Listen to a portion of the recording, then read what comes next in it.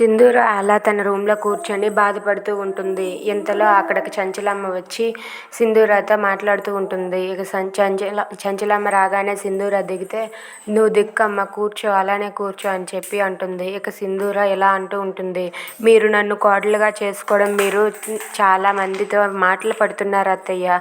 నేను మీ కోడలుగా రావడం దురదృష్టవంతురాలు అత్తయ్య అని చెప్పి అంటుంది. అలా ఎందుకు అంటావమ్మా? అలా అనకు. అది నువ్వు చేసిన తప్పు కాదు, నేను చేసిన తప్పు కాదు. ఇదంతా విధిరాత అమ్మ. నలుగురు నాలుగు విధాలుగా అంటున్నారని మనం బాధపడకూడదు. వాళ్ళ మాటలు వాళ్ళకే వదిలేయాలమ్మా.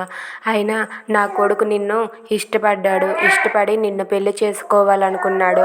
అలాగే నా కొడుకు నిన్ను ఎంతగా ప్రేమించాడో నన్ను కూడా అంతగా ప్రేమించమని మాట కూడా తీసుకున్నాడమ్మా.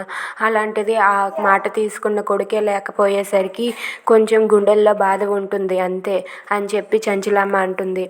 అది అంతా చూస్తున్న సింధూర అయితే, అత్తయ్య ఎంత మంచివారు మీరు, ఇంత మంచి అత్తమ్మ దొరకడం నా అదృష్టం అని చెప్పి అనుకుంటూ ఉంటుంది. ఇక చంచలమ్మ అయితే వాళ్ళ కొడుకు గురించే చెబుతూ అలా ఏడుస్తూ ఉంటుంది. అది చూసి సింధూర కూడా బాధపడుతుంది. Thanks for watching friends. Please subscribe our channel. Thank you.